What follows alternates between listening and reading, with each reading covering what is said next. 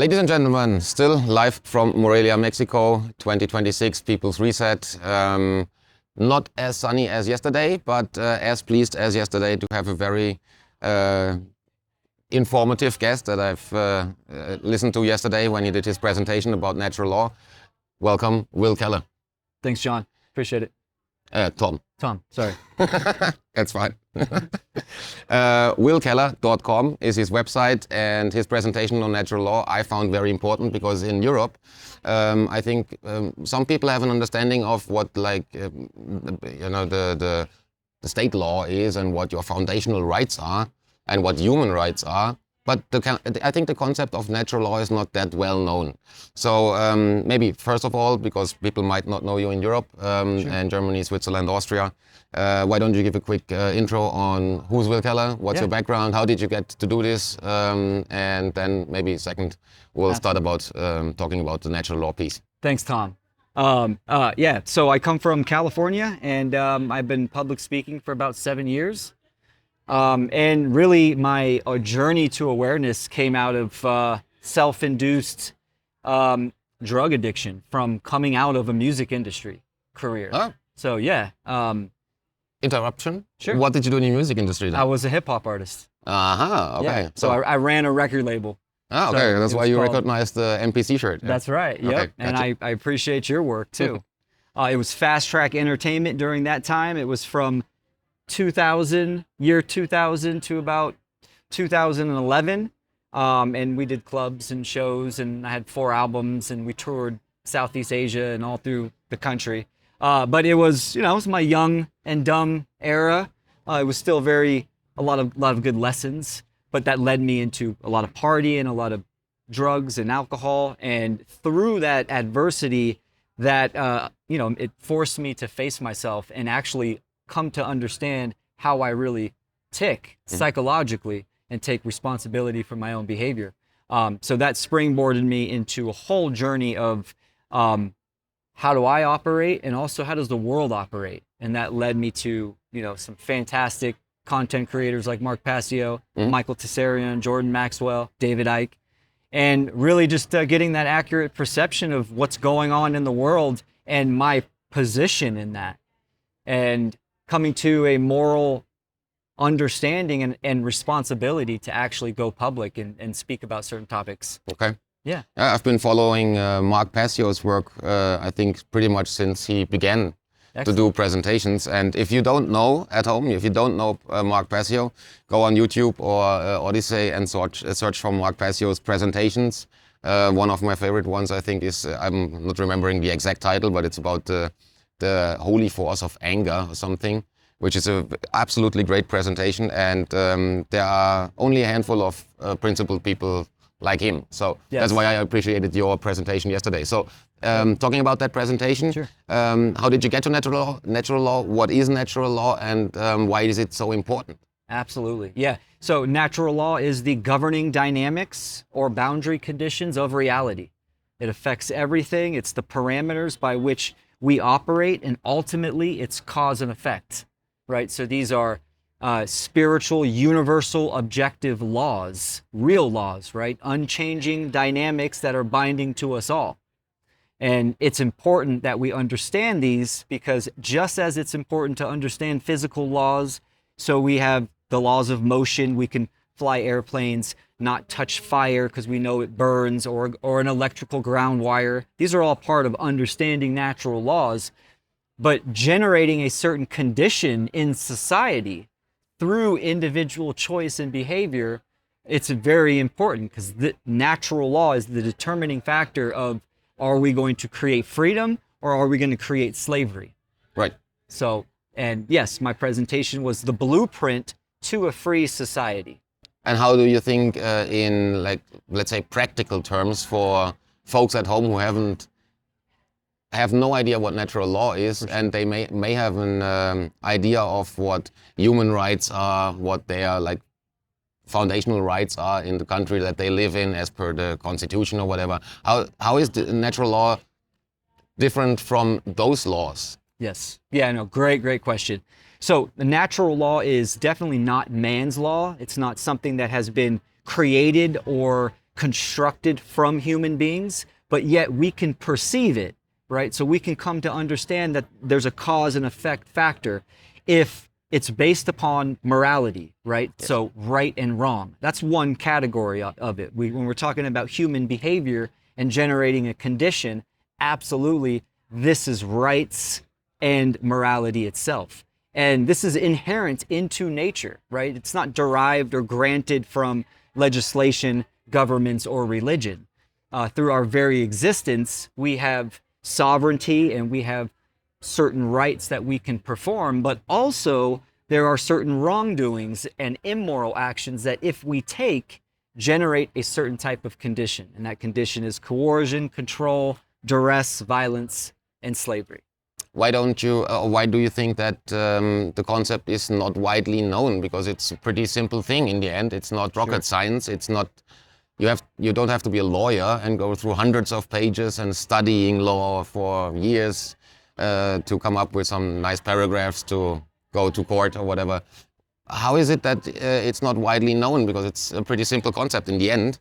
Totally. About right and wrong and living a life based on principles and taking decisions based on principles and your like moral compass or whatever you want to say it. What's the reason that it's not widely known or that it's suppressed also, I think? Huge important question, right? So on the fundamental level of human society, we exist as individuals and we absolutely are going to interact with each other. So everything is based upon relationships. So why is it that the knowledge, the objective knowledge of right and wrong, meaning a right is any action that does not cause harm or initiate aggression onto another? Why is that not widely known? Well, it's in the best interest of government and institutions to conceal that information and to keep the public in a state of ignorance, because if they know that their rights aren't derived from these institutions and these governments, then absolutely the recognition and the realization that these institutions and governments are illegitimate. They are fictitious, they are made up, and all of their power will dissolve once the majority of people understand that they are free inherent to their existence and they don't need these controlling structures. Right. And still though, then if you look at the US and the current state and ICE and more police because of migration, somehow people don't seem to get the concept that there is no right to use violence against anyone. Because I have that in one of my articles where I said that the only law that you would need to run a society, the only sentence, if everybody would live after that law or based on that law, is everybody has a right to be left alone. Sure. That's the only thing you need. Because if you want to make me an offer, I'm saying no, that's fine, we both part ways. And if we wanted to make a deal, then we make a deal. And that's peer-to-peer economy. So yes. Why is it that people think that if they don't have the right to use violence against others, that they can delegate a non-existing right to others, like police or state? Yes, yeah, this is very much rooted in mind control in itself, because people identify at their core, their whole identity of who they are is with a certain tribe, a certain political party. So ultimately they don't know themselves on a most fundamental level. Like, what does it mean to be human? These spiritual dynamics that everyone should ultimately know, right? The difference between right and wrong, and live and let live. Don't initiate harm, right? So these are so fundamental, but people have the hardest time with that because they identify with the left or the right or whatever kind of institution. And, they ultimately want to hold the ring of power themselves, right? So you have that internal confusion, which ultimately leads to external control. They want to use government's weapon to impose their will onto others. So yeah, it's a dark sentiment, and that's why it is mind control. And we're in a kind of a dangerous situation on a spiritual level, right? I think the majority of people are at spiritual immaturity at the state of infancy, even. So. Yeah, that's where Derek showed the second part of his pyramid of power on Monday evening. Yes. I think it was. and there was a section on collectivism versus individualism. So if you talk about individualism today, people don't really understand what that means, because they think it's having an Instagram profile, doing a lot of like selfies and going live and presenting yourself, marketing your whatever, the beauty products or something like that. Yeah. But that's not what individualism means. So for you, in your like personal opinion, what is individualism in contradiction to that collectivism state? And collectivism for me, I mean, doesn't matter if it's fascism or capitalism or socialism, it's all an ism. Yes. And the only thing that I can kind of relate to as a ism is voluntarism or anarchism maybe. Yeah. Sure. But even there people have a very strange association very often, because they have a wrong idea of what that means. But what do you think about, what is your definition of individualism in a society? Yeah, great question. Radical responsibility for oneself. On all levels, right? We need to think for ourselves. We need to understand that our emotions we can't be led by our emotions. They can direct and amplify, right? But not be emotional, and ultimately taking responsibility for our actions, right? So learning how to think, learning that what we choose, our choice matters in the ultimate our communities, within our own personal lives. So responsibility and accountability as well, I think are big for individual. And then I think then there's one more aspect to it that I find astonishing. Sometimes we have to, even myself, everybody I think has that, you think you are responsible for helping or informing, for correcting others because you know better. Yeah. How can you, in a society that is pretty collectivist already, sure, no matter if it's capitalist or socialist or whatever, but we are living in collectivism all over the world. And it has different labels, but in the end it's always the individual is kind of like the outlaw guy and doesn't care for others. But we all have that feeling. So how... Oh, there's a construction site behind us. How do people overcome that feeling of being responsible to tell others how to live or what's right or wrong? Or, because in the end, there's that aspect that also worked during COVID. You are kind of feeling the need to help others, to inform them, please wear a mask or something, which was a very dark side of it, because it triggered the good emotions of people to do something bad in the end, and like forcing their will on others. So. Yes. If that makes sense. Yeah, no, it absolutely does. And moral accountability and responsibility, right? But it's within our own language and our voice where we need to explain this information, right? So it is a process of inspiration, but education as well, right? Just as people in the whole COVID pandemic tried to explain to their family members, like, look, there's issues here, and they were resistant to that. It's the same dynamic, even talking to someone like, look, government is illegitimate and immoral, and your belief in condoning this is causing harm to others. Yeah. It's the same dynamic, and that's where, first taking in that information and understanding where you are right, what you know, what you believe, and what you don't know, and really be honest with that, and also know that obligation to educate. I mean, this is kind of part of the scientific process, right? It's like we have our thesis, we go through the scientific method of logic, processing, and then we output our findings. But that output needs to be expressed to others. And then from that expression, others congregate and take that information, and it repeats. It's the trivium method of truth discovery repeated. Which also requires you basically taking in all sides, all opinions, and not just the one that you feel, that's what I think anyway. I'm going to hear that every day because it reinforces my bias. So I want to encourage people to listen to everything, even if they disagree, because even there you learn a lot, not only about what you disagree with and a specific topic, but yourself and how you react to it and what you make of the two poles you're looking at, because somewhere in the middle might be your position.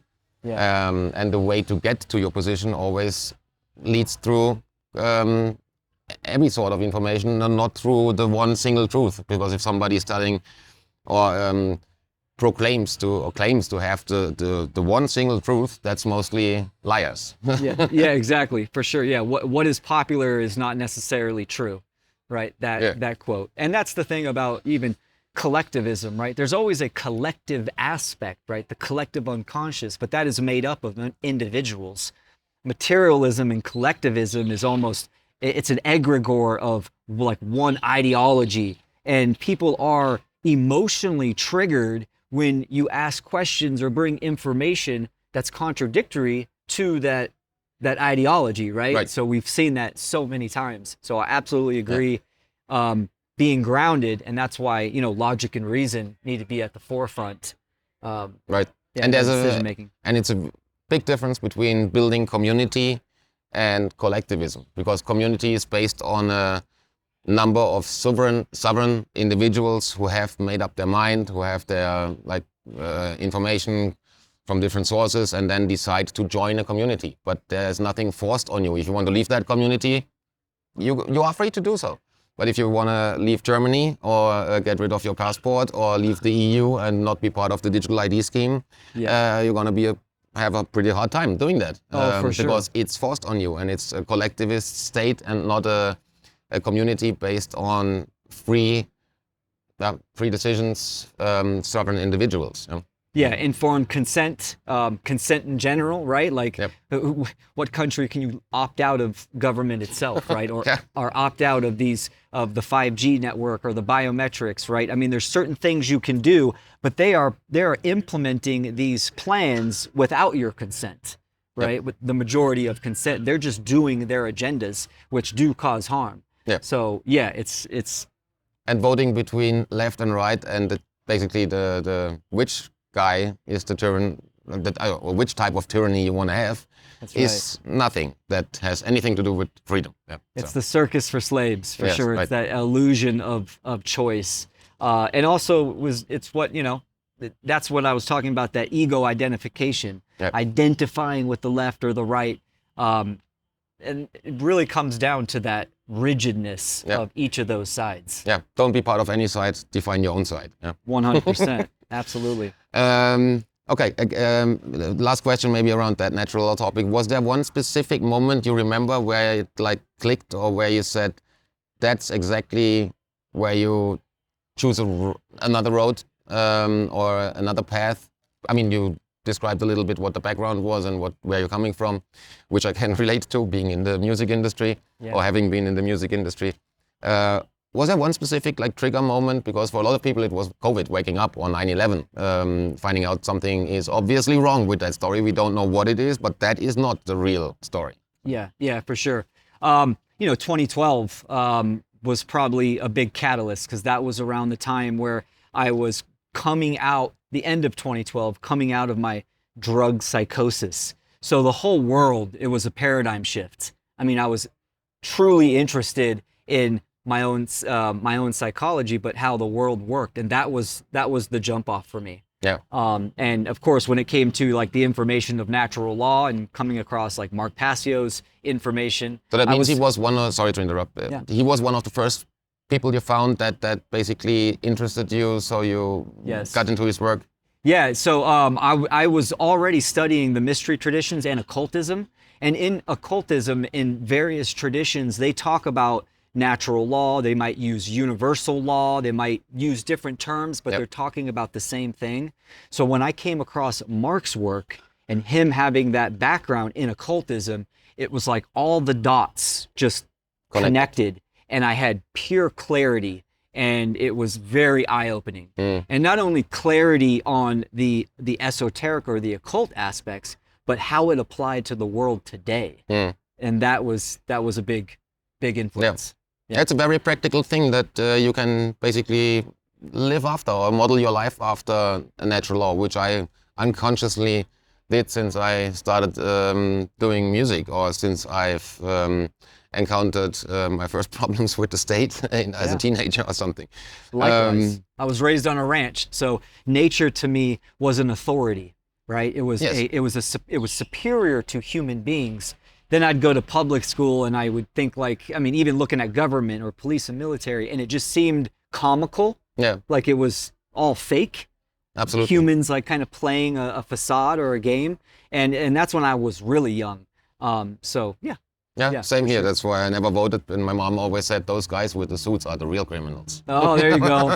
Good mom. Yeah, until I found out about the Blues Brothers, which now makes me wear suits every now and then. So, but yeah, that's another story. Okay, kind of to wrap up, we don't want to hold you up too long. You are not only doing presentations on natural law and you have the website where people can find that and go through your work. There's also something else you do around water. Why don't you give a quick summary of what that is and how people benefit from it? Yeah, absolutely. During that 2012 time, it was a couple of years after, I think it was 2014, I was into the next category of healing the body and healing some health ailments, which led me into hydrogen water. It was ionized water at that time, and I was able to experience some profound benefits and just followed that stream of research and clinical data, and eventually led to, the last year and a half teaming up with a good friend that also had that background in water, and we came and created a Ostara hydrogen therapy. Mm-hmm. So if people aren't familiar with hydrogen water, it's becoming pretty popular now. But yeah, that's kind of a trend. You can buy these like different water pipes for the house and stuff already, where you can like plug it into your I don't know to say it in English, but the supply for your house directly in the basement. Yeah, absolutely. Yeah, they have tub and shower devices and even tablets. But hydrogen itself, the therapeutic nature of hydrogen is what was really fascinating to me. And so we do have an educational platform. We have a podcast called Healing with Hydrogen. Education is at the forefront. And we also teamed up with some really good ethical, empowering manufacturers that make some really good devices. Mm-hmm. So hydrogen being the smallest and most abundant element in the universe, which is literally in everything.